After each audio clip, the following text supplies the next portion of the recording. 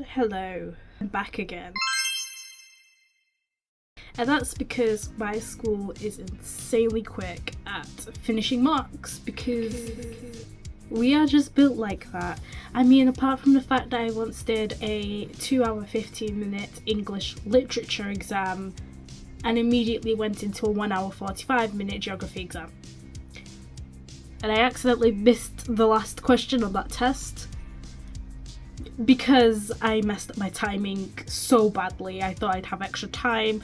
Comes to about 2 minutes left where I'm thinking I've done it, and then I realised that there was a 9 marker, which genuinely upsets me. Okay, so this sheet of paper here tells me all of the marks I did in order, and I'm just going to tell you how they went. Okay, so for the first test we did English language paper 1, and that lasted an hour and 45 minutes. I've already got back the marks for the question 5, which is creative writing. I feel like I did okay on that. I honestly could have done more, but it's more of the timing I need to get right. Comprehension wise, I'm not sure how I did. All I know is that it went quite well. And yeah, next was on the Tuesday, we did biology. Biology was harder than I expected, and it's probably because they pulled up the huge content gap I have and they put it into test. I have a huge content gap when it comes to monoclonal antibodies, which means that when it showed up as a full question in the test, I lost a lot of marks. I know I lost a lot of marks. You don't even need to mark the test to tell me that. I know I lost marks. For English literature, paper 2, 2 hours 15 minutes. It's interesting because we've never actually done a paper 2 in that before. It was in spectacles from memory, 2 unseen poetry, and yeah, I feel like that went okay. I did in fact lose the timing really badly to the point where on the last 2 questions when everybody else was already closing their papers, I was still doing it. But it meant I got to use a full 2 hours 15 minutes to kind of try and better my scores. Naturally, English has kind of been one of my lower scores because I'm more a logical thinker.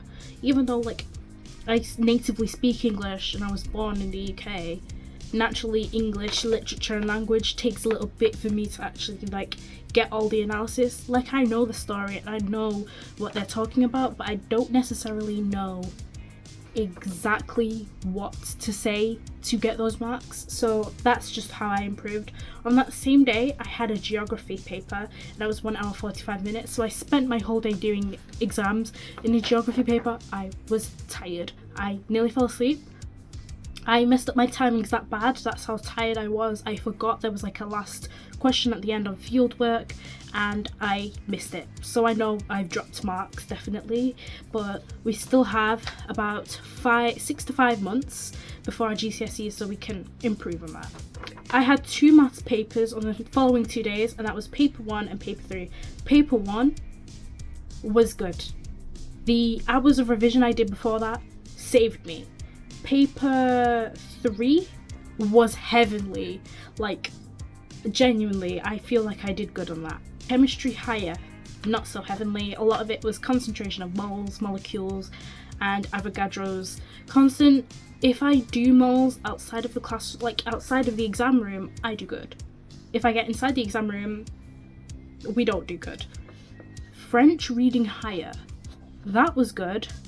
It was good, I can admit that. It's just that because it's like my first time doing higher and I was put on foundation in year 10, even though I was already working at a higher level, it means it was a bit of a shock and I feel like I lost marks, but I still did good. She said that so far I think I've got around a grade 7. So for grade 7 for a language I've never done before in higher, I'm buzzing. Physics higher. I think that tells you all you need to know. I absolutely loved that paper. Physics is never really one of my strongest subjects, it's more of the other sciences, but oh my god, the equations, the calculations, the words, the questions in general were just heavenly. I loved them.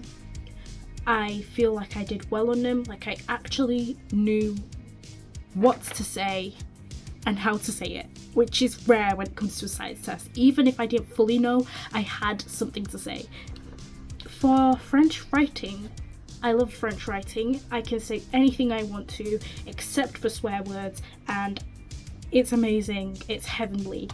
I feel like I did good, but the translation bit was it was like I did it, like I know the word and I know what they were saying, but I didn't know a specific word, and you have to kind of get the word to get the 2 marks per question.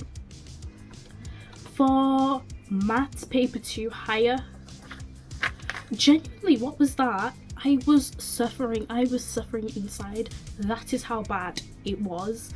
Like, I was like, okay, question 11, let's go. And then I reached question 12, okay. 13, it was misprinted, the question is wrong. 14 forwards, I was suffering. I spent most of my time sitting in that exam looking lost. I don't like looking lost in an exam. I genuinely hate it. Overall, I think this mocks period could have gone better. It threw more curveballs. I feel like because I structured it around what I specifically did in year 10 and failed, I forgot that other things would appear on the test, and therefore I didn't have enough time to revise some of them. The physics test, I had to make sure I did well on it, so I did like 6 hours of revision the day before continuously, and it saved me because the topics that came on were the topics I didn't understand. I'm going to be adopting that strategy now because it worked. It worked, like, entirely. Thank you for watching my little mocks recap. I hope I can do like more videos now because I finished my mocks, but still I have to revise, I have to do my GCSEs, you know. It can't be helped. So thank you for watching this video. Bye. Rang from Clash of Clans.